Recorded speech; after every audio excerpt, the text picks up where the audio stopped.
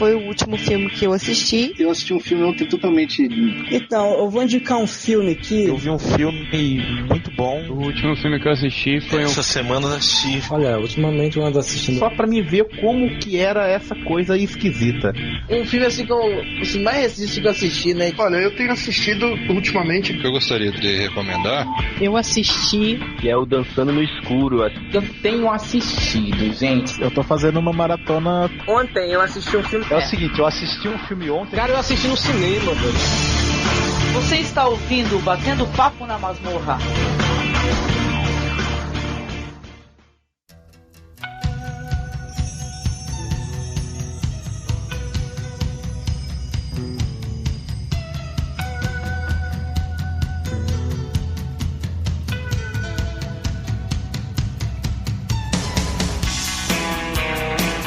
Olá, ouvinte, seja bem-vindo a mais uma gravação do nosso podcast, que é o Batendo Papo na Masmorra, nossas lives de quinta-feira.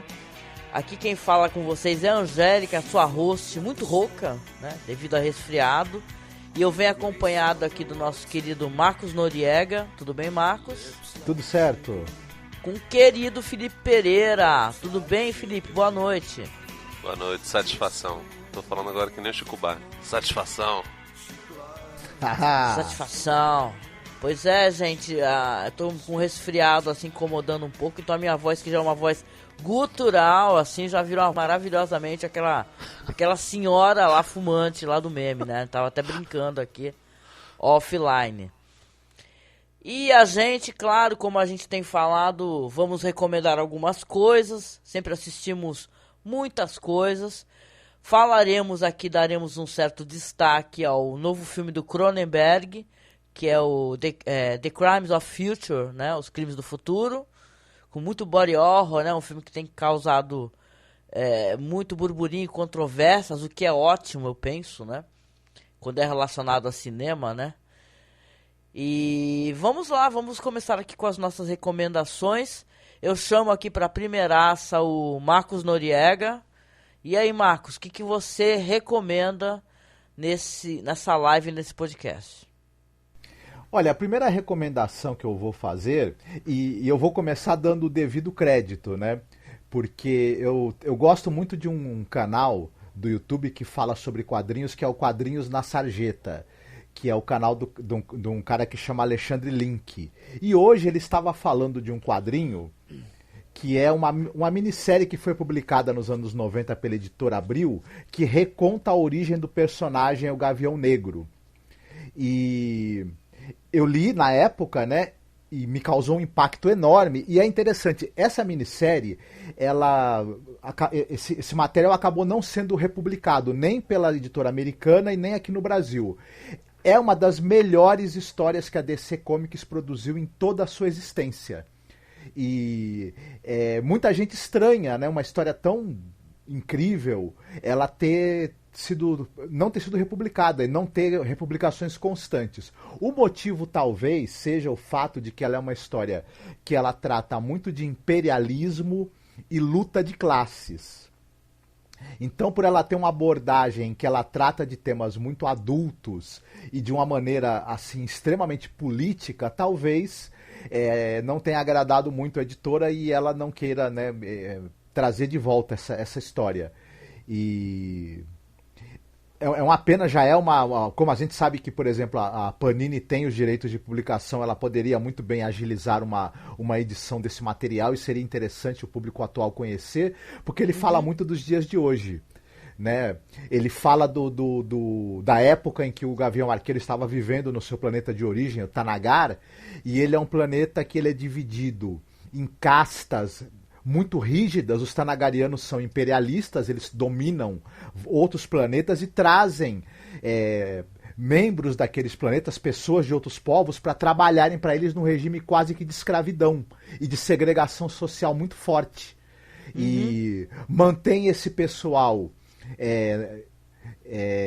digamos assim, quieto, aceitando trabalhar através de uma repressão policial muito forte, né, muito violenta, E o personagem, né, o Qatar Hall, que é o Gavião Arqueiro, ele começa a vida dele trabalhando como policial, né, e trabalhando na repressão e aos mais pobres e à classe trabalhadora lá de Thanagar, e vai acontecer uma série de coisas que vão fazer com que esse cara ele repense essa coisa da divisão, essa estratificação de pobres e ricos, de quem manda e quem obedece, e dessa coisa de um estado policial para manter o pobre quieto no seu lugar. Uhum. E eu não vou entrar em muitos detalhes, né? Mas é incrivelmente bem escrito. É uma coisa interessante. O pessoal sabe, né? Quem lê as histórias em quadrinhos sabe que o Gavião Arqueiro vai se tornar um herói, etc. e tudo, mas ele tem um processo de redenção nessa história que ele não tem uma redenção através dele observar o mal que os outros fazem. A redenção dele é quando ele percebe todas as atrocidades que ele faz, e cada uma delas acaba levando ele para uma tomada de consciência, até quando já é tarde demais para as vítimas dele, inclusive. Né? Olha, interessante. Enquanto ele trabalha como policial, é muito interessante essa história, como eu disse, né? Talvez o fortíssimo conteúdo político dela e que encaixa muito bem com essa coisa do imperialismo e do estado policial, são coisas que os americanos mesmo não gostam muito de discutir, imagino eu, né? Por motivos óbvios. E incomoda quando alguém quer discutir isso, então vale muito a pena. Foi editado pela Abril em 3 volumes. É uma minissérie, né, que reconta a origem do Gavião Negro. Dá para encontrar fácil na estante virtual, em sebos você encontra. Roteiro e desenhos do Timothy Truman, arte final do Quick Alcatena e cores do Sam Parsons. É uma coisa assim imperdível, e eu, na minha modesta opinião, ainda acho algo muito superior a boa parte do material que a DC produz hoje, por exemplo, né? Poxa, muito legal, muito legal. Eu não tenho referências, né? Pergunto pro Felipe o que ele sabe disso, o que ele gostaria de comentar, porque minha relação com os quadrinhos ela é bem... não é tão profunda, né? Quanto poderia ser, né? Você conhece, Felipe, esse material? Então, o Gavião Negro, ele é um personagem muito doido, porque de todos os personagens da DC, e a DC tem mini reboots de acordo com as eras dos seus personagens, ele possivelmente é o de origem e de configuração mais confusa possível, né? Que tem umas 3 ou 4 versões, e as cronologias se misturam, é extremamente confuso. Eu acredito até que o personagem tenha um pouco de relevância daqui a algum tempo, porque ele tá no elenco do filme do irmão do The Rock, né, do Dwayne Johnson lá, o Adão Negro. E ele vai ser um dos personagens, né? Ele é comumente lançado como personagem da Sociedade da Justiça, né? Ou da Liga da Justiça, geralmente da Sociedade da Justiça. E ele tá no elenco entre os personagens heróicos que vão aparecer no Adão Negro, que o Dwayne Johnson vai protagonizar. Então, imagino eu que ele deva voltar à ribalta. Mas, é um personagem muito doido, né? Normalmente ele é associado como um personagem mais reacionário. Durante um tempo na Liga da Justiça ele foi um contraponto ao Oliver Queen, que é um cara mais... Eu não diria que ele é anarquista, que ele é do anarquismo, não. Ele é um cara que nos Estados Unidos ele seria chamado mais de liberal, um democrata um pouquinho mais extremo, que meio ali um carinha do progressismo, tá ligado? Que se for colocar em pratos limpos, nem sei se poderia ser chamado de um sujeito de esquerda. Enquanto Carter Hall era um personagem que era mais republicanaço, sabe? E esse quadrinho em si, ele não é bem por aí, né? Ele discute e mostra o personagem como um sujeito que vai contra o imperialismo da sua própria espécie, né? Ele vai contra o status quo. É engraçado, porque essa semana eu gravei com o Alexandre lá no Utopia X, que é um podcast de uns amigos nossos que são especializados em X-Men. A gente falou sobre Deus, Ama, Homem e Máquina. O Alexandre é uma pessoa maravilhosa, cara. Mandou muito ele é bem. sensacional. O podcast deve sair lá pro final do mês de julho. E essa HQ é muito boa, né? Não sei se o Marcos, o Nori pegou. Pô, é clássica, é bem curtinha, tem de história mesmo, tem 60 páginas, assim, é muito boa, cara. Fala sobre racismo, né? Sobre perseguições a minorias, muito, muito poderosa. Quando foi publicada aquela série Graphic Novel da editora Abril, esse foi o número 1, se eu não me engano, né? Os X-Men e é muito bacana essa história. Também vale a pena futuramente a gente recomendar e falar um pouco sobre ela, né? Vocês fizeram o podcast, eu vou escutar com certeza, porque eu gosto muito também dessa HQ. Deus ama o homem mata. É muito boa, cara. Mesmo tu, Angélica, que não costuma ler tanto quadrinhos como você disse, acho que você ia gostar pra caramba. Se é que não leu, né? Porque é uma história clássica e é muito boa dos X-Men. Então, eu leio assim, porque é engraçado a minha formação, eu devo ter falado isso em algum momento, em algum podcast. Muita coisa veio através do Marcos, né? E o Marcos, por algum motivo, ele sempre não mandava muito super-herói, né, Marcos? Era mais Orquídea Negra, Sandman, né? E por aí vai. Aí eu acabei lendo outras coisas, entendeu? Aquele Paul Guillon, entendeu? Os europeus, né? Então eu tenho uma leitura, só que não muito de super-heróis, por algum motivo, né? Isso era coisa mais dele mesmo. Mas de boa também, porque ultimamente, sendo bem sincero, as últimas coisas que eu li e que eu gostei de quadrinhos eram quadrinhos mais alternativos, quadrinhos europeus. A Comic Zone estava lançando uns quadrinhos argentinos muito legais, né? Do Osterheld, né? O cara que fez o Eternauta, né? Fez Caramba, fugiu agora. Motsinder, né? Isso, Motsinder. É um cara foda pra caralho, né? O próprio Moebius, cara, com o Incal, era um negócio que eu tinha lido recentemente que tinha gostado bastante.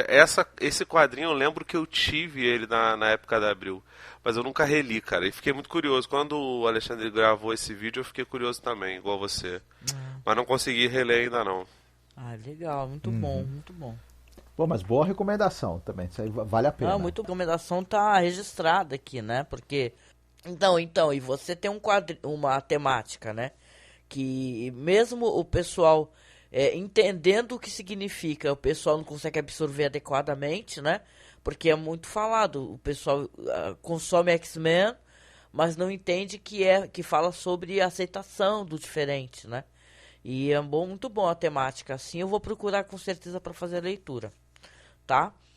Mas vamos em frente aqui, as nossas recomendações, e perguntar para você, Felipe. Depois a gente fala do Cronenberg, mas você gostaria de recomendar alguma coisa antes da gente começar a falar do novo filme do Cronenberg?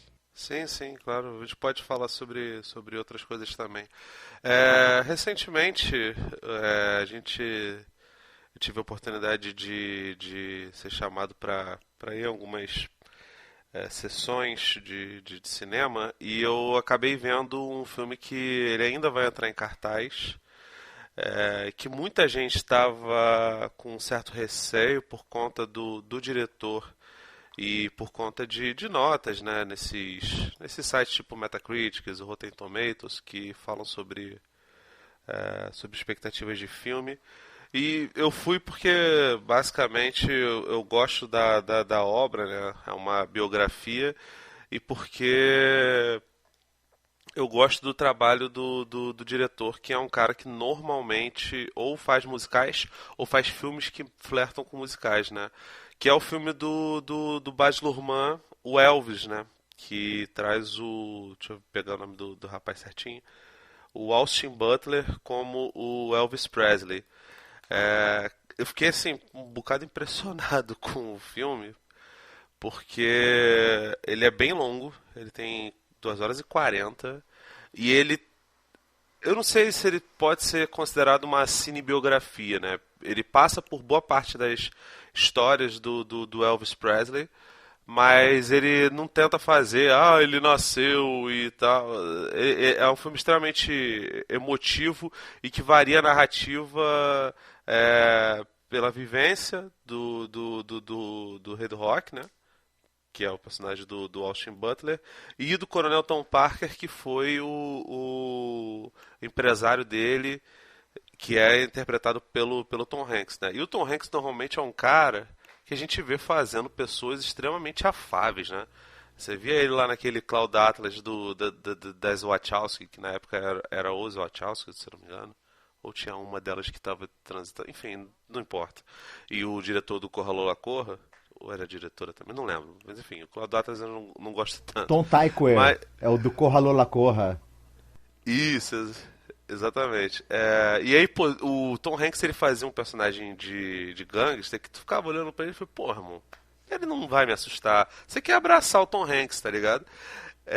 E nesse filme, pelo menos, não funcionou. Agora, no Elvis é impressionante, cara, porque ele faz um sujeito, ele tem até uma certa maquiagem ali bem forte, mas que não descaracteriza ele. Mas ele é um personagem que começa meio sedutor e vai falando, vai engodando você, especialmente se você não conhece a história do Tom Parker, e vai engodando o Elvis e a família do Elvis, sabe? É impressionante. E o filme vai se desenrolando, a relação dos dois vai se mostrando como uma coisa assim simbiótica, e ele sugando o talento do Elvis. O Elvis é um sujeito que ele, pelo menos segundo o filme, tinha uma ideia artística muito forte. Ele aparentemente tinha uma ligação com os jovens e sabia o que os jovens queriam o tempo todo, mas ele não sabia organizar a própria vida. O Tom Parker, ele fazia essa organização enquanto ele cuidava do conteúdo. Olhando desse jeito, fica parecendo que é uma relação boa, mas no final das contas era uma relação de trabalho onde um sujeito explorava pra caralho o outro. E eu fiquei assustadíssimo como o Baz Luhrmann resolveu fazer um filme sobre um ícone da cultura popular sob esse viés, sob um viés de completa exploração, sabe? E assim, eu não estou falando que o filme é perfeito, ele tem vários problemas de roteiro, ele é extremamente apressado, ele sugere umas coisas assim até meio maldosas, algumas até incestuosas sobre a família do Elvis. Ele não dá respiro para o público digerir essa situação e vai fazendo. É como se de fato fosse uma bad trip, sabe? O cara encheu-lhe a cara, cheirou pra cacete, não o Elvis no caso, mas a pessoa que está vendo o filme. Até porque o Elvis tem um problema de dependência química, segundo o filme, mas que não tem nada a ver com droga em si, é com álcool e remédios. O que de fato aparentemente aconteceu, porque ele morreu muito fodido. E vai passando por isso. É como se tivesse realmente. É como se fosse uma conversa de bar. Uma pessoa tentando contar a narrativa de outra, ou a própria história, no caso do Tom Parker, mas a história dele passa pela história de um outro alguém que é extremamente importante para a cultura pop. E, cara, é absurdo, assim. Eu achei muito legal. Não acho que seja um filme para todo mundo. A maioria das pessoas que vê vão achar o filme meio kit, vão achar toscão, mas o trabalho de maquiagem tá muito legal, a caracterização tá muito legal. Eles mostram o Elvis como um sujeito extremamente reverencial à música negra dos Estados Unidos, né? Ele mostra bem como era a efervescência cultural do Memphis, né? Que é a terra dele. Mostra um respeito absurdo pelas figuras como o B.B. King, como todo o pessoal ali da música do soul e do blues que influenciaram o Elvis a fazer tudo o que ele fez, e mostram o Elvis como um personagem showman bom pra cacete, sabe? O Austin Butler tá ótimo, a maquiagem, o pessoal do cabelo também tá ótimo, sabe? Os cenários estão tudo, a direção de arte tá muito legal. É o Baz Luhrmann, né, gente?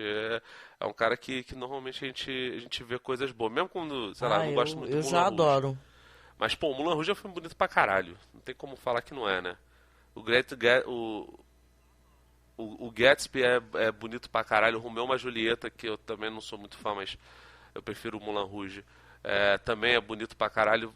De boniteza ele sabe, né? Get Down, que foi a série que ele ajudou a produzir na Netflix, eu acho muito bonita. A segunda parte já não é tão legal quanto a primeira, por conta de corte de orçamento, também era um negócio muito caro.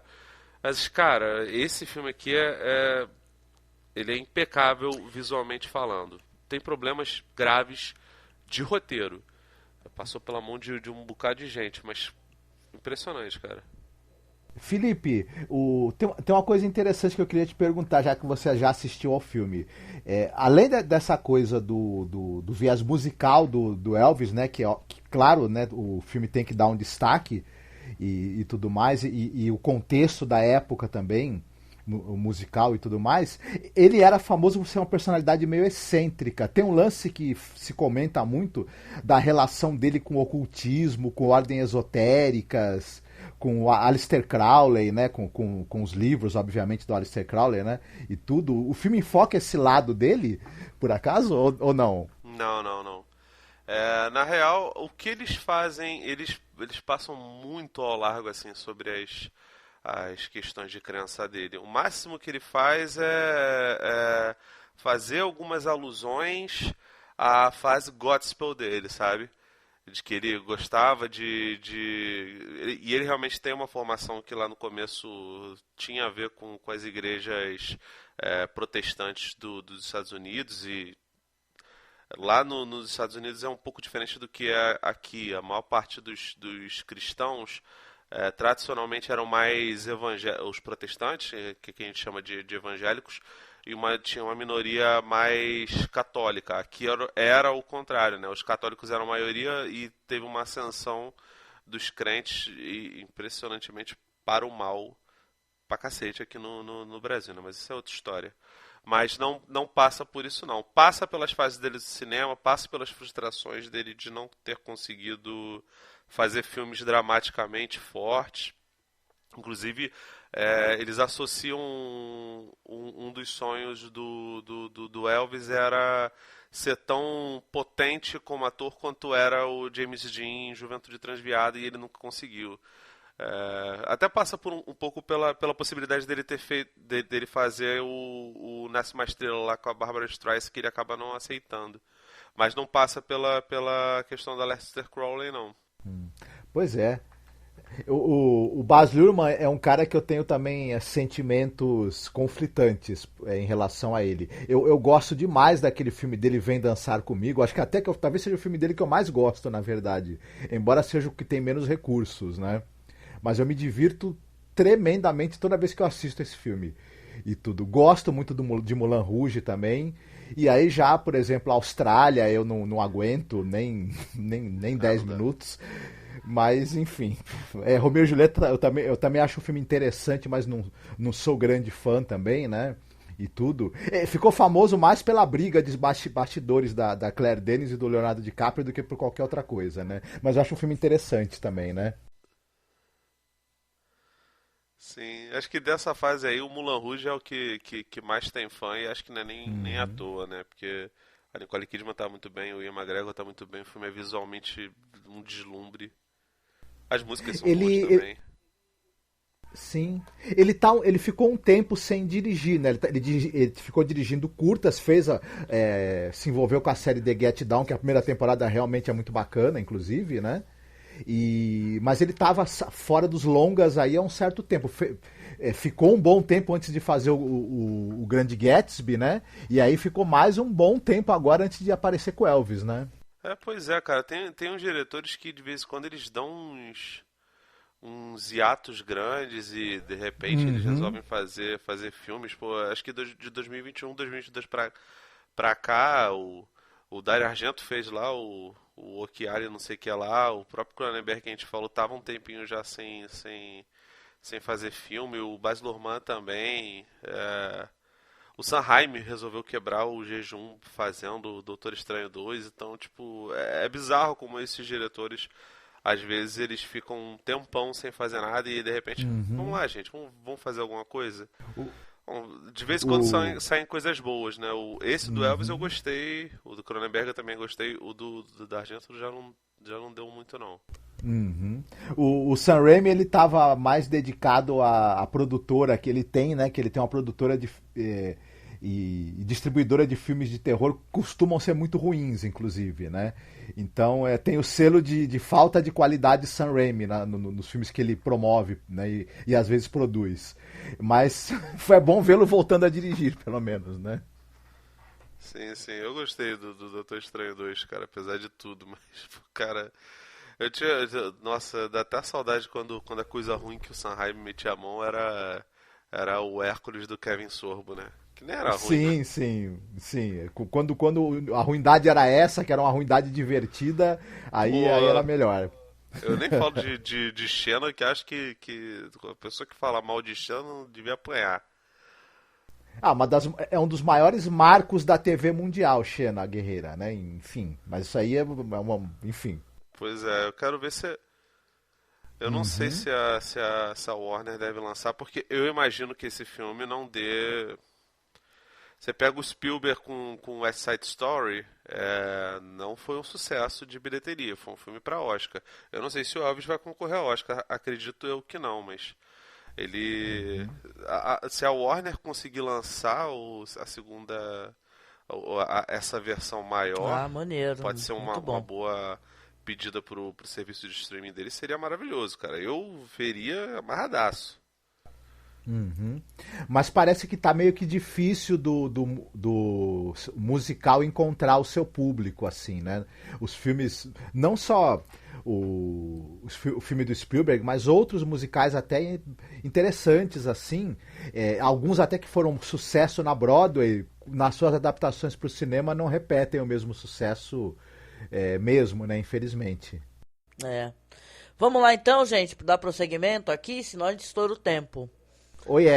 Vamos lá? Sim. Quero só dar boa noite a quem tá no chat, quem já deu boa noite pra gente, o Igor, o Augusto, tá? Gente, obrigado a quem tá acompanhando ao vivo, né? Muita gente às vezes não consegue acompanhar ao vivo, mas sem problema, né? Às vezes tem mais gente, às vezes tem menos, mas boa noite a todos. Vamos lá, eu tô com essa voz horrorosa, desculpa quem tá acompanhando, fazer o quê, né? Mas eu venho trazer pra vocês aqui algo que na verdade eu estou fazendo a revisão.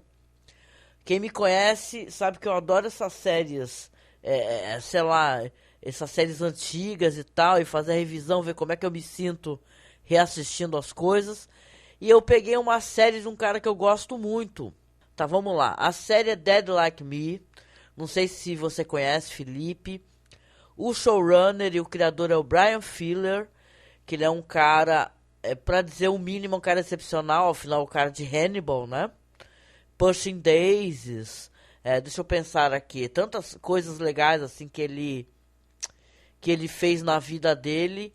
E caramba, Dead Like Me é na verdade a primeira, né, a obra assim que ele se propõe a fazer enquanto showrunner. E já nessa série, que é uma série de 2003, saiu em 2 temporadas somente, a primeira em 2003, a segunda em 2004. Ele já desiste no 5º episódio da primeira temporada.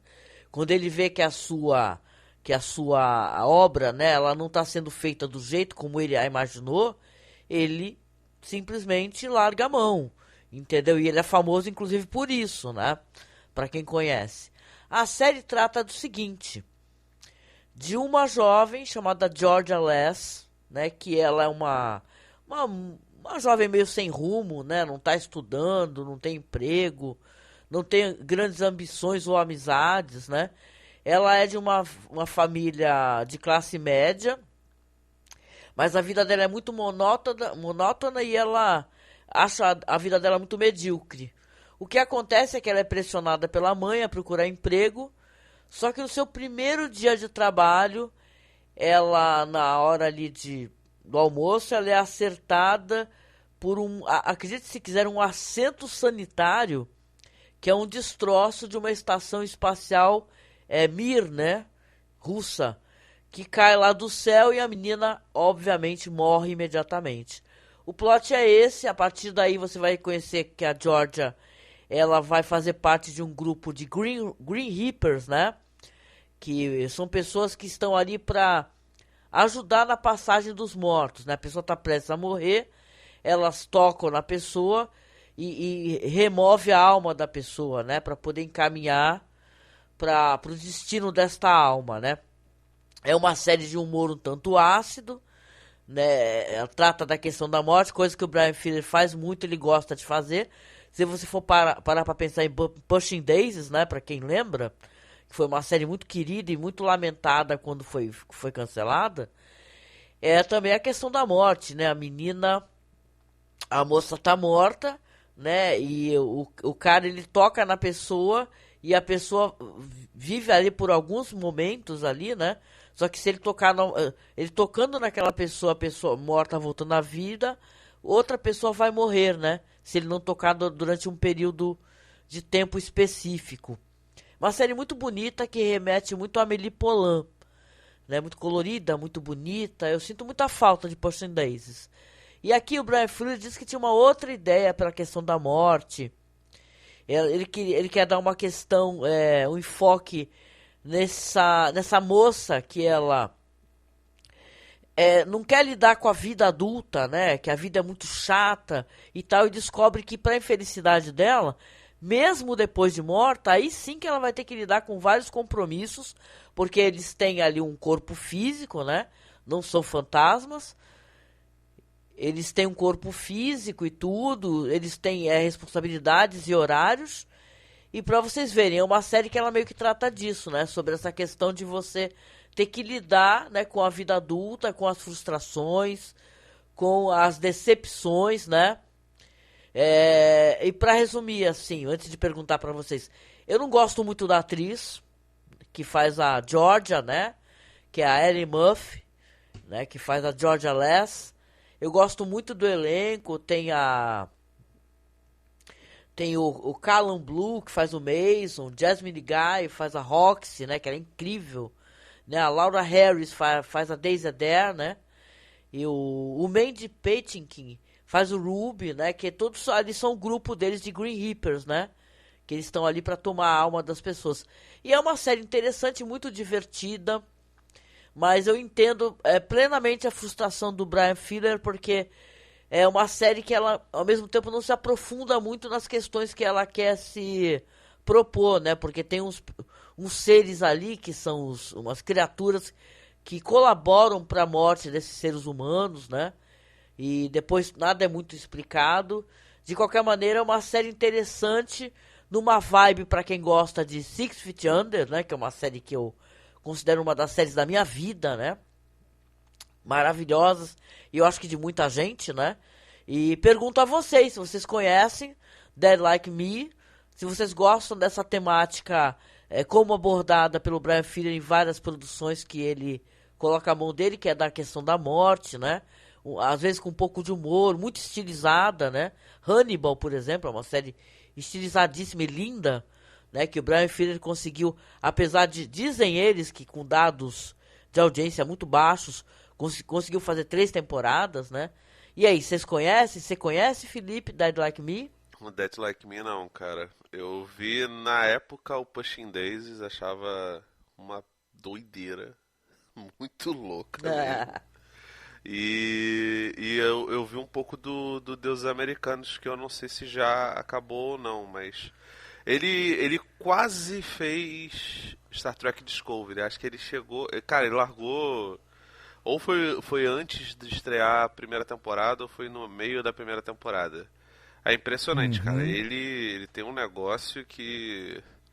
É ele e o Guilherme Del Toro ali lutando pra ver quem é o cara que mais larga projeto ou simplesmente deixa engavetado. Porque são os campeões do pé frio, mas o Dead Like Me eu nunca vi, não.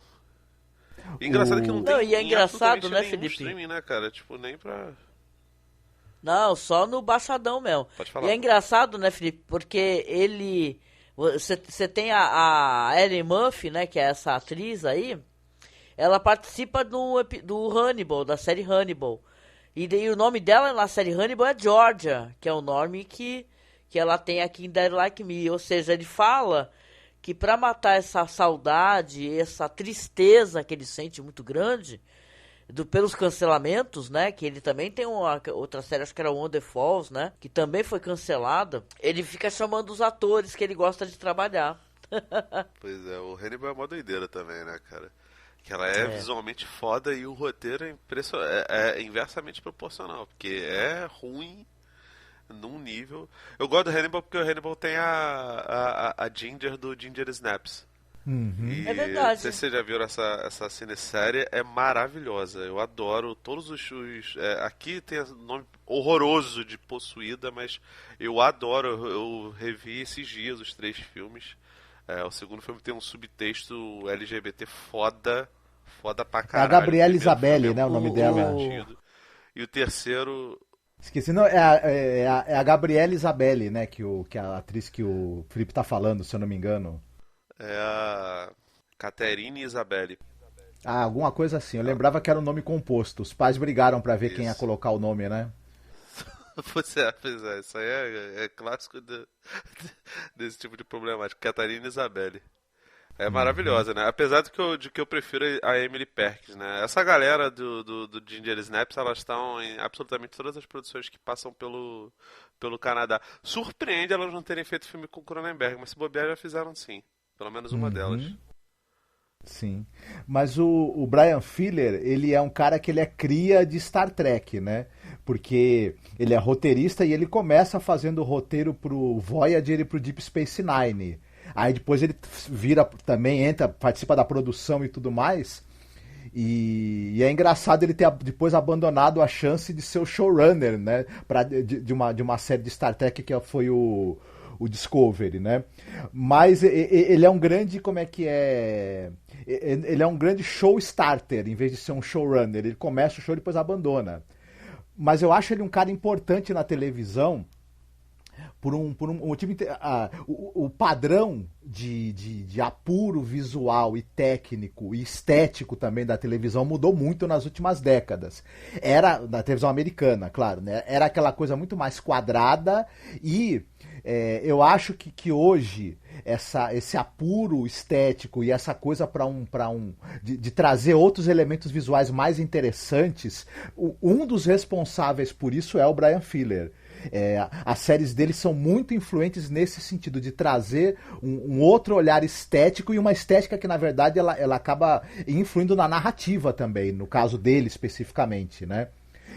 Tanto em Pushing Daisies quanto, por exemplo, em Hannibal, todo aquele apuro visual, toda aquela estética estava relacionada com a história que estava sendo contada e com a narrativa. Você tem muitas cenas de sonho, de pesadelo e de delírio em Hannibal que são incríveis, assim, né? E essa coisa onírica também que o visual do Pushing Daisies imprime, né? E de uma certa fantasia, mas que ela tem um lado um tanto quanto sombrio em alguns momentos, né? Mas fala sobre morte, mas a cor é saturada o tempo todo, então dá uma outra leitura. Então acho que muito dessa preocupação e desse olhar mais atento para a estética das séries, o Brian Fuller tem um dedo nisso, a influência dele. Pena que ele tenha tantas brigas criativas com os produtores e raramente vá até o fim de um projeto. Vamos ver se no futuro, né?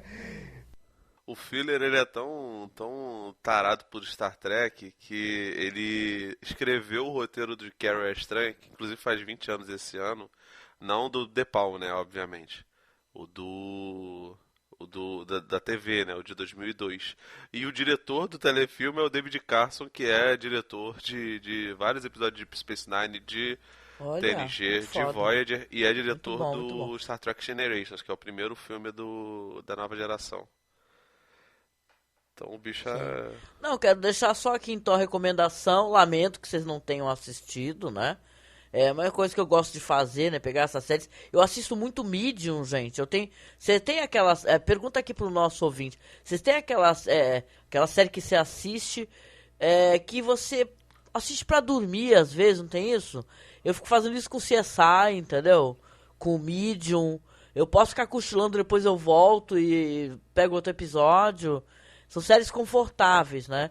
A minha série desse nível aí de conforto atual tá sendo o Plantão Médico Olha, tá nosso vendo? querido George Clooney, cara. É mó doideira, cara. É muito engraçado porque aquele Azadel tá lá. As tuas recomendações são ótimas, cara. Eu vi o Shining Valley que vocês falaram lá num dos episódios do Batendo Papo na Masmorra e é muito boa, cara. Achei foda pra Nossa. caralho. Acho que a Courtney Cox tá boa pra caramba.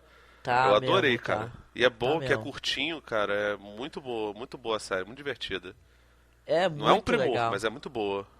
Sim, sim. Ah, muito legal. Bom, então fica aqui a recomendação pra quem não assistiu. Não tem stream mesmo. Acho que tem que procurar naquele stream lá conhecido, né? Como Thor, né? Então não sei se você conhece aquele stream. Então E as outras séries do Brian Fuller. Eu tenho um sonho, que não é pra agora, mas quem sabe, né? Quem sabe talvez falar de Hannibal, né? Eu gosto muito da série, eu acho a série muito elegante. Essa coisa dos títulos serem nomes de pratos, né? E, cara, o que o ator faz, entendeu? Recriando, fazendo um novo Hannibal, é uma coisa maravilhosa. Então, eu tenho muita vontade de falar, quem sabe no futuro. Recomendo aqui, finalmente, também assistir, dar uma lidinha, na verdade, no texto que eu tava lendo, que saiu na Square, que é de 19 de março de 2015, onde a entrevistadora, a Jennifer Amy Wood, faz várias perguntas aí pro Brian Fuller sobre justamente Pushing Daisies e Dead Like Me, e essas séries canceladas aí que ele vive se decepcionando. Então, é uma entrevista muito interessante aqui, que foi publicada na Square, tá? E vamos lá então pro tema do banner, né, e tal, pro pessoal não falar que a gente tá roubando no jogo aqui. Comentar aqui o filme novo do Cronenberg, Crimes of the Future, que é um filme de 2022, não foi lançado aqui no Brasil, gente, né, mas é lançado nas plataformas paralelas. Então a gente já mandou ver, já assistimos, né? Muita gente comentando, nós também gostaríamos de poder comentar. Vou fazer uma breve sinopse, a gente fala um pouquinho sobre o filme e quem sabe pro final, que nem fizemos com o Man, se vocês quiserem, nós falaremos as cenas que a gente achou legal, com spoilers, né? E aí fica a critério do ouvinte, né? Se ele quer escutar o finalzinho lá ou quer primeiro assistir e depois voltar, né? Pra escutar. Vamos lá. Crimes do Futuro é um filme de ficção científica e horror, né? Na verdade, body horror. Escrito e dirigido por David Cronenberg. Estrelado pelo Viggo Mortensen, a Léa Seydoux, a Kristen Stewart. Acho que são os nomes maiores, né? É um filme que está ali contando uma história de um futuro não especificado, onde os efeitos desastrosos da poluição e das mudanças climáticas forçaram a criação de avanços significativos da biotecnologia, incluindo a invenção de máquinas e computadores analógicos, entre aspas aqui, que podem interagir diretamente e controlar as funções corporais. Nesse recorte aqui desse filme, a gente vai ter o Viggo Mortensen e a parceira dele, ali que faz Léa Seydoux, que eles são artistas performáticos que se aproveitam dessa síndrome da evolução acelerada, que é de Tensor, né, que é um distúrbio que força o seu corpo a desenvolver constantemente novos órgãos. E eles removem esses órgãos cirurgicamente, fazendo isso em frente a uma plateia, ao vivo, né?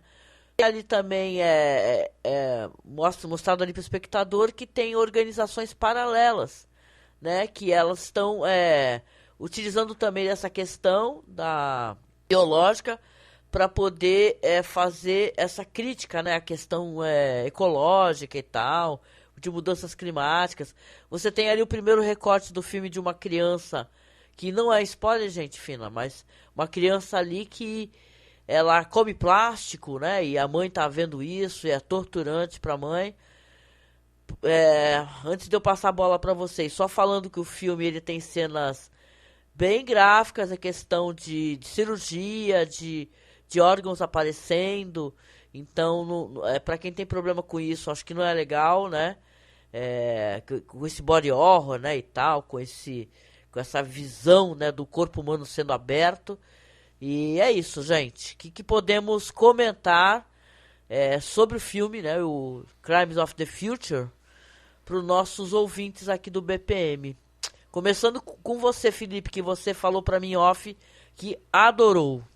Cara, é foda porque assim, o Cronenberg é um cara que você pode até não gostar da filmografia dele inteira. Eu, por exemplo, não gosto. Tem alguns filmes que eu tenho bastante ressalvas, mas ele é muito fiel às suas origens, né? Você percebe ele fazendo coisas mais comerciais, às vezes até atuando, né? A gente lembra dele no... Ele tem uma participação muito curiosa no... Eu acho que é no Jason X, cara. É um dos Sexta-feira 13. Que pra mim é um dos melhores Sexta-feira 13, porque ele sabe bem qual é o papel dele. Jason X é um filme extremamente escrachado. E ele faz lá uma atuação. E ele tá atuando na série do Star Trek Discovery. Tem um papel bastante importante lá, recorrente. Eu fiquei até impressionado que essa última temporada ele aparece praticamente todos os episódios. E tem tempo de tela. Olha. Não é tipo o Werner Herzog no Mandaloriano, que tem poucas cenas ali na primeira temporada e ele usou basicamente o dinheiro da Disney para poder financiar os próprios filmes, né? Bobo ele não é. Mas o Cronenberg, ele participou bastante, ele tem atuado, tem feito mais coisas como ator, mas ele dirigindo é impressionante porque ele sempre traz coisas visualmente muito, muito doidas. E ele gosta de falar sobre os temas que lhe são caros, e esses temas mais estranhos, né? Ele tem um filme que tem esse mesmo nome, chamado Crimes do Futuro, que é de 1970. É um daqueles filmes meio conceitão que ele fazia, onde ele filmava tudo em absoluto silêncio, e depois ele colocava um narrador falando sobre a história. Mas né? não é um remake, né, Felipe? Esse daí, né? Algumas pessoas achavam que era, né, um remake. Ele é mais ou menos, Angélica, porque ele mostra lá um sujeito que... O narrador do filme é um personagem que ele tá numa clínica dermatológica chamada Casa de Pele. Ele tá buscando um sujeito que seria o mentor dele, né, o fundador dessa tal casa. O mundo passou por uma praga catastrófica,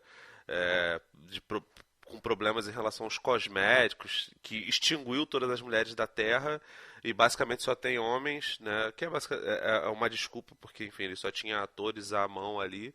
E o filme também mostra algumas, entre aspas, depravações, que na época era basicamente homem ficando com homem, né? Hoje em dia seria um negócio que zero chocante, né? Mas é isso, né? O Cronenberg, ele sempre foi um sujeito que ele gostava de ir no rumo contrário do que o cinema mainstream fazia. Então, assim, o filme é bastante incômodo, ele tem referências a teorias da conspiração, sociedades secretas, essas coisas todas. Acredito que ele pegou parte da essência da ideia dele e transformou e trouxe aqui com seus atores famosos, com seus queridinhos, sua atual música é o Viggo Mortensen, que deve estar, sei lá, se é o quinto, sexto filme que ele faz com o Viggo Mortensen, não sei. Ele tem alguns filmes com o Aragorn, mas tem um pouquinho a ver, mas é bem diferente a abordagem, cara. E, pô, eu sou suspeito, porque o Nori também, eu sei que adora esses filmes que tem body horror, que tem brincadeiras. Eu adoro o Brian Usna, eu adoro Stuart Gordon, que são dois diretores e produtores que fazem muitos filmes baseados em Lovecraft, que gostam de brincar com horror corporal. Eu adoro tem um sujeito de efeitos especiais chamado Screaming Mad George, que acho que tá meio aposentado, que era foda, ele fazia uns negócios muito bons. Ele fez o Society, que vocês falaram recentemente, fez o Reanimator, a noiva do Reanimator e o Reanimator Fase Terminal, fez o Necronomicon, participou do Aventureiros do Bairro Proibido. Então, o Cronenberg aqui, ele usa muito efeito prático. Eu nem sei se tem muito o que spoiler do filme, porque, enfim, tem os rumos dos personagens, mas todo o resto, a crítica que ele faz à arte e a forma como as pessoas... não a arte em si, mas como as pessoas envelopam a arte e ficam, meu Deus, idolatrando os movimentos novos, basicamente porque são movimentos novos. É sensacional, cara. O Cronenberg não dá ponta sem nó, né? Ele é impressionante. Marcos? Então, eu gostei bastante do filme também. No meu caso, mais com algumas ressalvas, né? Esse filme, se ele não fosse um filme do Cronenberg, talvez eu não tivesse gostado, porque ele tem uma coisa assim que me incomodou talvez um excesso de diálogos expositivos. A contextualização de tudo que está acontecendo, ela é bastante falada em determinados momentos, e esse excesso de falas expositivas acabou me tirando em alguns momentos da história. E também tem uns arcos ali que são propostos e não são resolvidos. Enfim, o filme ele parece que ele não entrega pra gente um certo clímax ou fechamento para essa história, até porque é uma história que ela tem subtramas que vão sendo lançadas e ficam meio ali sem uma solução. É um material que eu acharia muito interessante para algo mais longo, talvez, ou que fosse mais de um filme até, porque ele cria também um microcosmo ali muito interessante mesmo. Agora, se a história do filme em si, eu achei ela interessante, mas não tudo isso, a maneira como o Cronenberg conta e sobretudo como ele constrói visualmente essa história, aí me pegou mesmo, porque quase todos os filmes do Cronenberg, eles têm algumas imagens das quais eu não esqueço nunca mais em toda a minha vida. Algumas eu tenho prazer em lembrar, outras eu até gostaria de esquecer, mas não é possível, porque elas são impactantes ao extremo, né? E essa maneira minimalista como ele cria esse futuro, né? E vira um reflexo de um futuro empobrecido moralmente e espiritualmente. Então os cenários meio que dizem isso, né, pra gente. Essa coisa dos gostos estéticos, das modas, né, até sexuais até certo ponto, totalmente esvaziados de um sentido maior, né? É como você mesmo falou, Felipe, é a moda pela moda, do que tá fazendo hype, do que é mais espetacular, talvez, mas que as pessoas não têm uma verdadeira ligação com aquilo, até porque tem uma discussão até em um determinado momento do filme, né, que as pessoas começam a encarar essa coisa de querer de usarem artifícios para não sentir mais dor, para não sentir mais nenhum incômodo físico e poderem ficar retirando esses órgãos, enfim, fazendo substituição de partes do corpo por apetrechos também eletrônicos, enfim. É uma humanidade meio que desumanizada e sem alma e tentando buscar prazer estético em coisas que no fim são meio vazias de sentido. E como ele traduz. Não, e é uma parada até sexual, né, Marcos? O pessoal tem prazer, né? Uhum. Sim, mas é engraçado, é o prazer da mutilação, mas é uma mutilação que ela é esvaziada de dor também. E é muito curioso. A gente lembra, né, que tem pessoas que praticam, né, automutilação por estarem em gigantesco sofrimento psicológico. A gente começa a ver uma automutilação por um prazer estético vazio e numa moda, e que ainda é uma substituta para o contato físico e sexual mesmo, né? É um futuro muito esvaziado de sentimento e de humanidade, muito bem retratado por ele. E a imagem do homem das orelhas, por exemplo, nunca mais vai sair da minha cabeça. Caraca! Os órgãos... O Zureba Man, Isso. Eu chamei ele de Zureba Man. Os órgãos tatuados, a imagem das pessoas comendo plástico, por exemplo, e outros objetos industrializados, né, que seriam embalagens para o que a gente come, na verdade, mas aí o ser humano já entrou em simbiose com a poluição, né, com o subproduto do que seria o consumo dele. Isso daí nunca mais vai sair da minha cabeça. E aí faz o filme se tornar memorável para mim, né?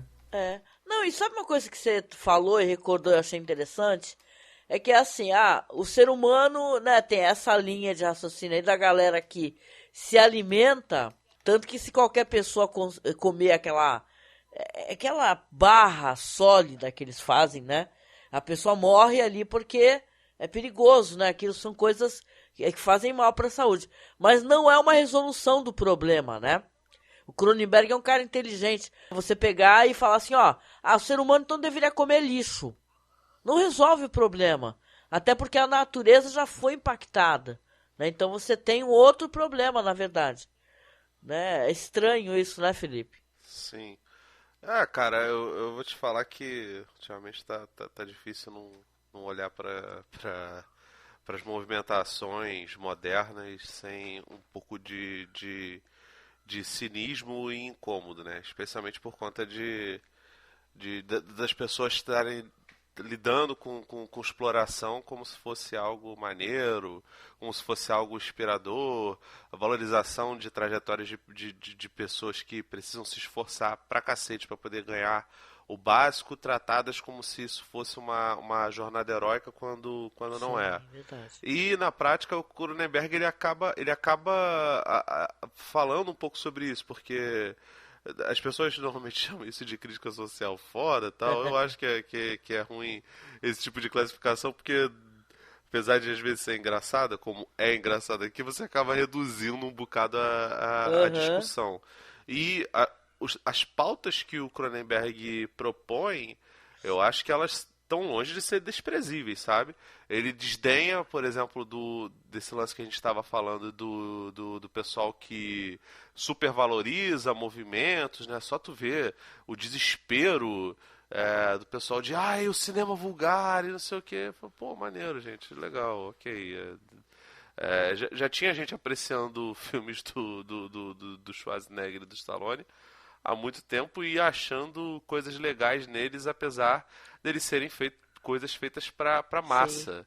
Tá ligado? Não tem problema, tá ligado? É só tu lembrar do movimento, do desespero que foi da rapaziada falando de pós-horror. Nossa! Né? A gente até fez alguns podcasts juntos sobre isso, falando sobre essas coisas ai, nossa, aquele frenesi, sabe? O Cronenberg, ele fala um bocado sobre isso, sim, também.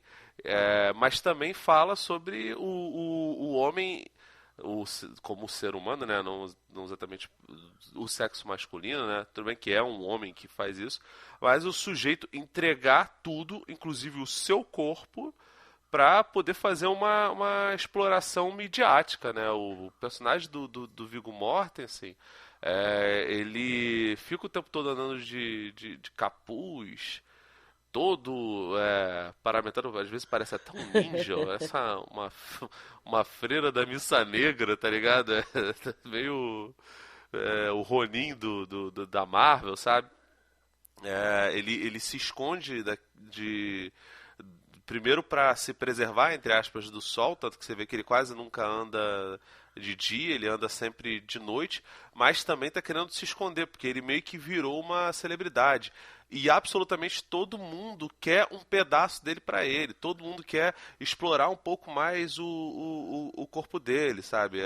Tem todo o lance da engenharia e de você exibir, fazer uma performance artística com o corpo da pessoa, mas como ele é o palco, como ele é o centro das atenções, ele é extremamente invejado pelas pessoas, inclusive pessoas que supostamente amam a sua figura, mas ele também é extremamente explorado. Então, tipo, é uma doideira, porque absolutamente todo mundo quer ser ele, todo mundo quer chegar no status dele, mas ele vive uma vida extremamente miserável.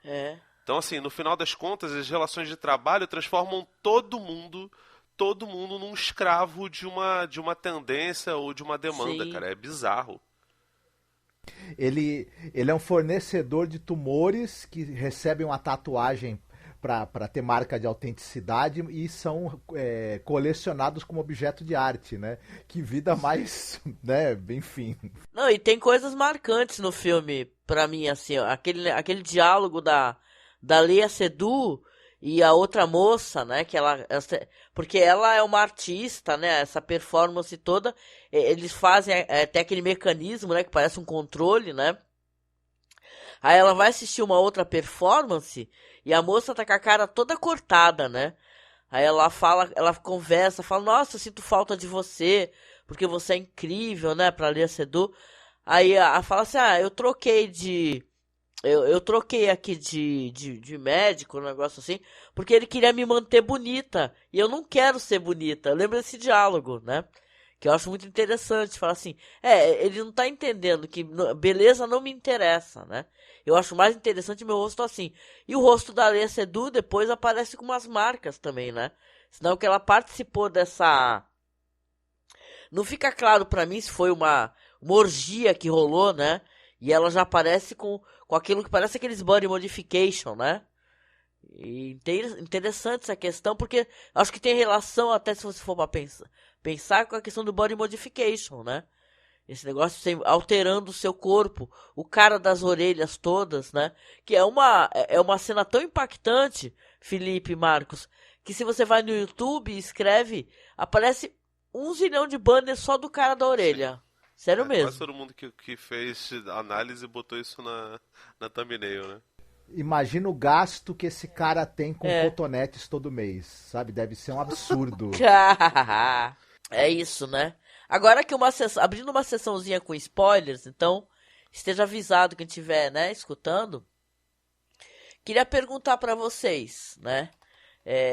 O que significa o final pra vocês, né? Porque a gente tem aqui o personagem do Viggo Mortensen, que ele tem essa questão alimentar, né? E eu falei daquela barra, né, de alimento que são detritos, parece prensados e gelatinosos, né? E, aliás, que impressionante aquela cena da cama, né? Você se sente assistindo o filme do Cronenberg quando aparece já a cena da cama, né, do Viggo Mortensen, né? Mas o que é pra vocês aquela cena lá dele se alimentando, né? Que ele tem aquela cadeira que se move o tempo todo e ele tem aquele problema alimentar, não consegue engolir de jeito nenhum, mas na hora que dão pra ele essa barra de porcaria, né, e tal, o filme acaba ali, né, mas o que é, na opinião de vocês, isso daí? Vocês acham o quê? Que nesse momento ele resolveu os problemas alimentares dele? Ou morreu? Ficou em aberto, né? Cara, me pareceu que era meio que um alívio de fim. Não me pareceu que ele tava bem, não. A barra veio ali pra tentar dar um alívio, mas me pareceu que ele tinha findado a vida dele. Inclusive, que o que eu encarei ali foi uma questão de revanchismo mesmo, que a Caprice, né, que é a personagem da Léa Seydoux, depois de tudo que aconteceu, dela ter experimentado outras coisas, outras experiências, né? Inclusive sensações, coisas sensoriais com outras pessoas, em contextos diferentes do que meramente a manipulação do corpo do... Esqueci o nome dele, gente. Do Viggo? Do Saul, né? Que é o Viggo Mortensen. Isso, Saul, isso né? mesmo. Como ela começou a experimentar outras coisas, outras experiências sensoriais que não só a manipulação do corpo do Saul, ela simplesmente não estava mais querendo fazer parte daquilo, porque no final das contas era um trabalho conjunto deles e a pessoa que era louvada o tempo todo era o próprio Sol, né? Não ela, que também fazia parte daquele trabalho. Então me pareceu que foi uma parada meio de revanchismo, e a partir do momento que ele deixa de existir, existe um certo alívio, porque o tempo todo ficam mexendo no corpo dele. Pode ser até que, evidentemente, eu fico pensando com um cadáver, porque eu fico pensando que é uma vida de merda, né? Mas... se for parar pra pensar. Porque mesmo a pessoa, né, que aliás no momento do filme até tem essa discussão, que a dor serve pra alguma coisa. A dor serve pra te alertar, né? Mesmo se a pessoa não tem esse né, porque existe até doenças realmente de verdade que a pessoa não tem a dor e pode, sei lá, morrer ou perder uma perna porque ficou parado na mesma posição, né? E o corpo não avisa, né, que o teu sangue tá parado ali, né? Mas você tem a impressão que a vida dele é uma merda. Eu fiquei com essa impressão. Porque ele tem essa... Sim, claramente, cara. Ele sente dor o tempo todo, né, cara? Ele fica com cara de agonia o tempo todo, Angélica. Não dá, ele não tem nem sobrancelha. Pô, ele é o passo largo, cara. E ele tem aquela cama lá. Ele é o passo largo. Ele tem aquela cama lá que ela fica se movendo pra poder prever o momento que ele sinta qualquer dor, né, e tal, né? A cadeira também, que como é que você vai comer naquela cadeira, puta que pariu, né? Se a cadeira ficar se mexendo o tempo todo. Então a vida dele é uma merda, então é uma leitura boa, realmente, eu acho, que você faz. Essa questão de, acabou tudo, porque, porra, né? Que merda de vida, né? Que mundo miserável, né? E, caramba, e eu acho que tem uma crítica também, meio óbvia, inclusive, a esse espetáculo da morte em si. Aquela turba de pessoas assistindo alguém agonizar no meio da rua, alguém que foi atropelado, né? Tem essa questão também que ele tá querendo trazer pro filme dele. E eu acho que é uma crítica válida também, né? Eu queria perguntar também pra você, Felipe, e pro Marcos, o que vocês acharam da Kristen Stewart fazendo a Timlin, né? A gente quase não falou dela, né? Eu sou suspeito, cara. Eu adoro a Kristen Stewart, acho que... Eu fico impressionado como as pessoas ainda acham absurdo ela atuar bem pra cacete, né? Claramente não pegaram os filmes do Olivier Assayas, do Personal Shopper. Ela é uma atriz que ela é maravilhosa em muitos níveis, né? As pessoas agora estão redescobrindo o Robert Pattinson, que é outro sujeito que também já trabalhou com o Cronenberg, né? Era o Cosmópolis. Cosmópolis. Do Cronenberg, né? Que eu acho que tem umas filosofias meio chatinhas, assim, mas o Pattinson tá maravilhoso, né? O Pattinson já tava bom nos filmes dos irmãos Safdie, né? E, cara, ela tá bem, apesar de ter um papel que é bem pequeno ali. Ela vai ganhando força com o tempo e ela demonstra ser uma das pessoas que é bastante obcecada na experiência do Saul. Ela idolatra ele, inclusive tenta chegar perto, assim. Impressionante, né? O Viggo Mortensen, ele tá num papel onde ele sofre bastante, mas ele consegue cumprir boa parte dos sonhos da maioria dos homens, né? Porque ali a Sidux é um sex symbol, sei lá, desde os anos 2010. Inclusive é Bond Girl e casou com o James Bond, coisa que não são todas as Bond que eles conseguem, né? Sei lá, umas 2 ou 3. Verdade. De 27 filmes, 25 filmes, são poucas, né? E a Kristen Stewart, que já foi namoradinha da América na época de Crepúsculo, e é uma atriz maravilhosa. Aliás, eu acho a Sidux também boa pra cacete. Então, assim, porra, ele é um sujeito que é muito amigo do Cronenberg. Ele é colocado como par dessas beldades, mas também é colocado como o ator bom que apesar de ser mais característico, mais ator de character actor, né, do que realmente um cara super dramático. Mas que consegue conversar muito bem com essas atrizes que são jovens e que estão em ascensão pra cacete. Então a Kristen Stewart, ela faz um papel que eu acho bem legal, apesar de ser bem pequeno. A atuação dela chama muita atenção. Os trejeitos que ela cria, essa coisa como ela trabalha a voz, ela acaba chamando tanto atenção a atuação dela, que aí que é até onde que eu achei que pra mim é uma das falhas do filme, dele deixar alguns arcos não conclusos de alguns personagens meio que serem abandonados um pouco ao longo da história. O destaque que a Kristen Stewart traz para esse personagem com a atuação dela me fez uma promessa de que ele iria ter uma importância maior ainda do que teve, né?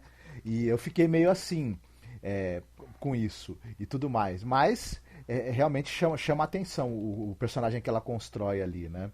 E tal. Esse filme me deixou com gosto de queria mais desenvolvimento desse microcosmo aí estranhíssimo, né? Não, eu ia falar que muita gente diz que deveria ser uma minissérie, sabia? Eu veria tranquilamente e tudo. Agora esse final, só pra também não deixar de dar um pitaco, né? Mas eu não sei, eu acho que esse lance do Viggo Mortensen, ele me lembrou em alguns momentos, o visual dele, essa roupa negra que ele usa, essa coisa dele ser uma espécie de morte ambulante, né? Ele é um cara que tal. Ele já deveria estar morto, na verdade, né? E talvez as pessoas que têm essa questão de estarem desenvolvendo esses órgãos, que são, na verdade, uma espécie de câncer, elas teoricamente já deveriam estar mortas. É que você tem essa coisa da tecnologia e essa coisa da possibilidade de você viver meio que em simbiose com detritos, que também são coisas que deveriam ser descartadas, mas você tá se alimentando daquilo. Então é como se você tivesse já, na verdade, num estado em que você deveria estar morto, mas não está. E aí espetacularizar isso, transformar isso em arte, é uma maneira também de tentar ter uma aceitação disso, né? Dessa vida prolongada que não é realmente uma vida, né? É quase uma morte em vida. E quando ele finalmente resolve se desprender disso e ter realmente a possibilidade de morrer, né? Deve ser um grande alívio, com certeza. Eu faço a mesma leitura que o Felipe fez, concordo muito. É a versão do Cronenberg pra lixo extraordinário, né?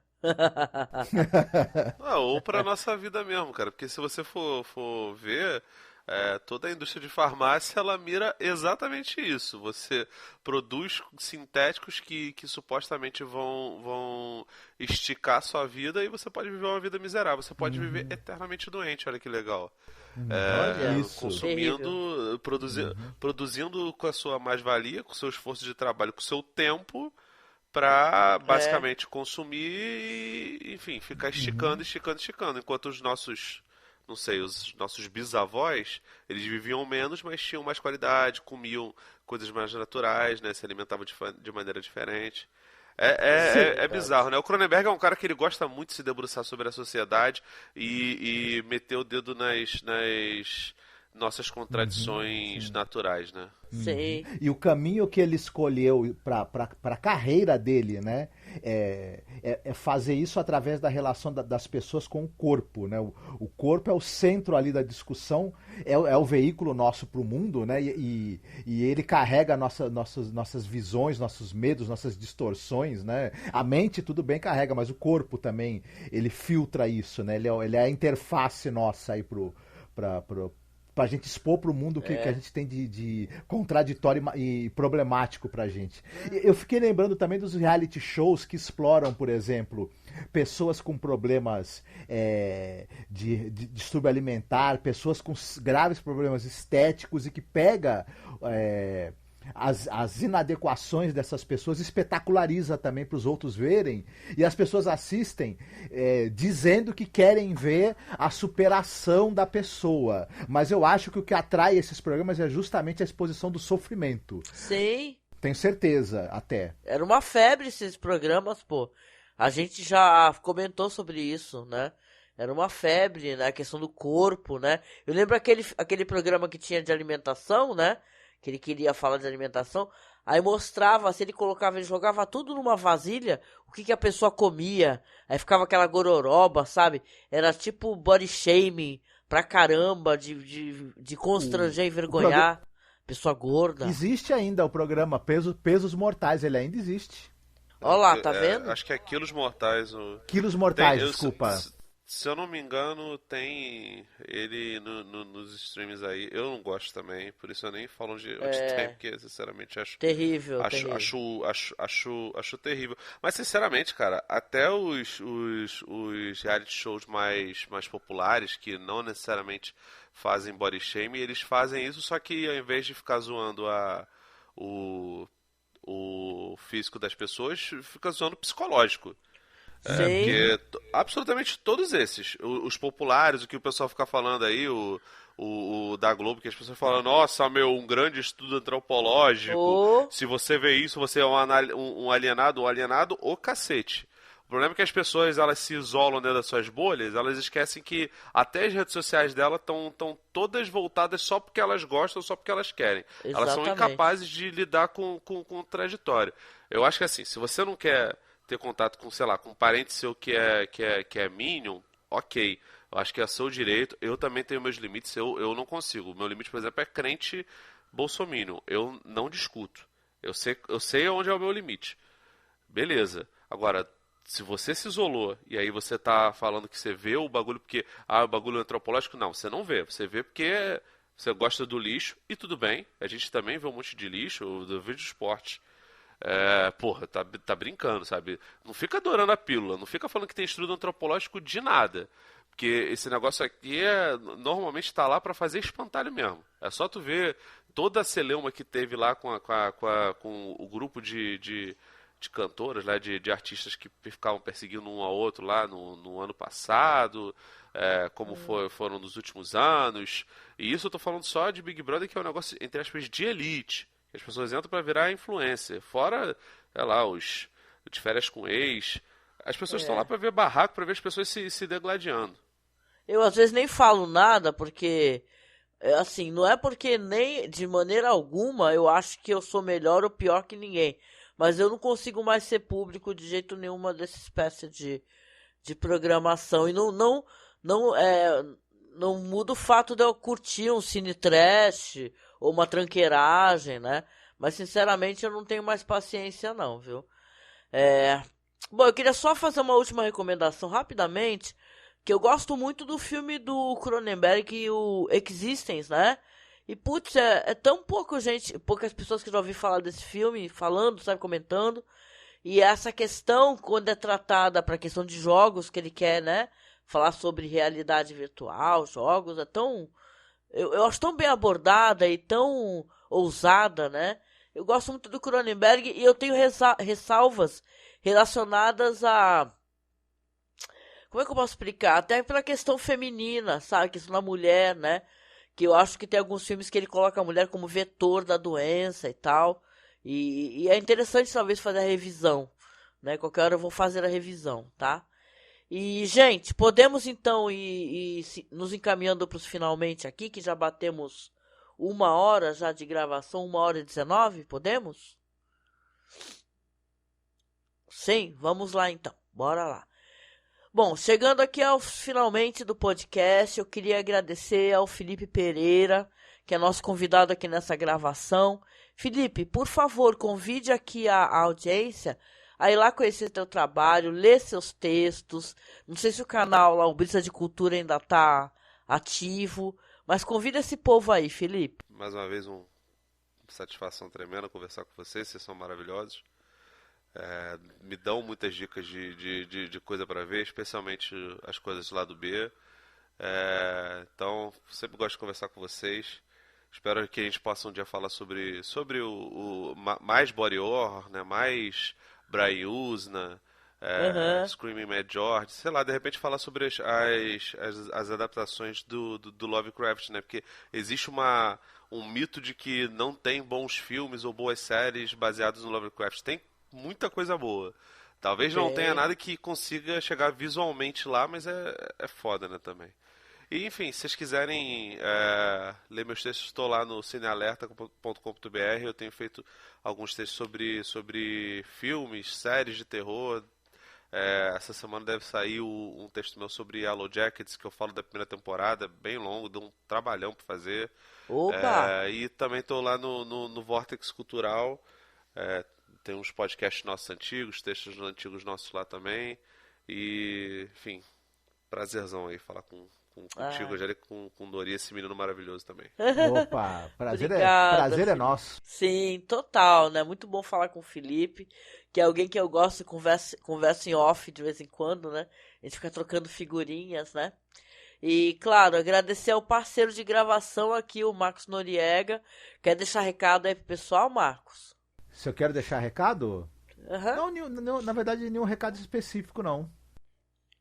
Então tá bom. Então, olha, eu agradeço quem nos acompanha aqui, mesmo o pessoal que não tá ao vivo, mas com certeza escuta o podcast.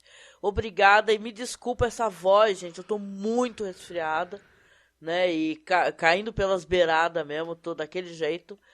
Mas olha só, quem quiser, como sempre, né, dando aqueles recadinhos, por favor, apareça lá nas redes sociais da gente. A gente tem o Facebook, que é Masmorra Cine.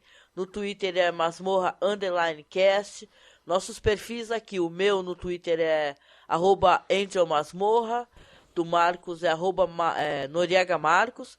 Do Felipe é @Felipe Pereiral, tá? Então, não deixe de clicar nos links, viu, que ficam na descrição.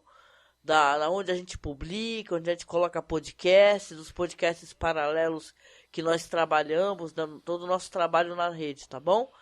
E claro, se você puder e tiver condições, seja sim o nosso padrinho ou a nossa madrinha, para que a gente consiga dar andamento aos nossos trabalhos, pagar as contas, para manter os podcasts, tá? Então os links estão todos na descrição desse vídeo. E vá lá no Spotify procurar os nossos podcasts.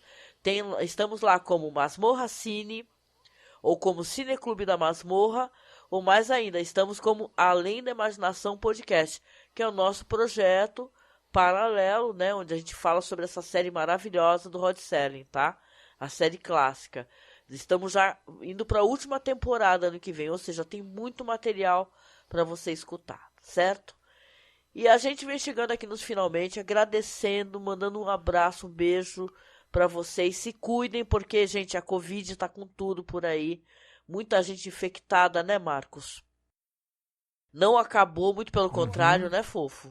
Então, o perigo não acabou. Na verdade, vai, né, realmente ter uma solução quando as pessoas fizerem as medidas de distanciamento que é possível atualmente, continuarem usando máscara em locais fechados, em locais onde haja aglomeração, porque a diminuição da circulação do vírus é que é importante, né? E claro, né, impedir que com o contágio, aquela porcentagem de pessoas que vai ter complicações, né, isso não aconteça, né? Claro. O número de mortes também, infelizmente, está aumentando. E infelizmente tem muita gente que não tomou vacina, né? E está aí suscetível a ter uma versão mais grave da doença, né? Então, não dá para bobear, não. Verdade. Olha que eu tô com as vacinas todas em dia, hein? Imagina só se... Até da gripe eu tomei. Imagina se eu não tomo, hein, gente? Mas olha, obrigada. Beijo para vocês. Nós vamos encerrar aqui essa transmissão. E para quem não vai, claro, não pode acompanhar no YouTube, o vídeo fica salvo no YouTube, mas vai lá pro nosso podcast. E eu pergunto aqui pro Marcos, porque eu falei que eu ia fazer isso, né, Marcos? Você escolheu uma música para tocar lá no podcast, no final? É uma música da banda inglesa Morshiba, uma música que se chama Blood Like Lemonade. Blood Like Lemonade. Vai tocar para vocês então, lá na nossa versão em podcast. E a gente se encontra, gente, no próximo podcast, na próxima live. Ah, e claro, não vai sair essa semana o podcast do Fantasma do Paraíso, porque eu tô, né, nessa situação aqui, bem enrolada pelo meu aniversário que tá próximo, mas semana que vem sai. Então você vai poder escutar muito mais o Felipe, aí com essa voz linda dele, falando aí sobre um filmaço aí, onde a gente vai tocar, inclusive, o soundtrack, tá? Então, um beijo pra vocês e até a próxima, gente. Fiquem bem, se cuidem. Falou.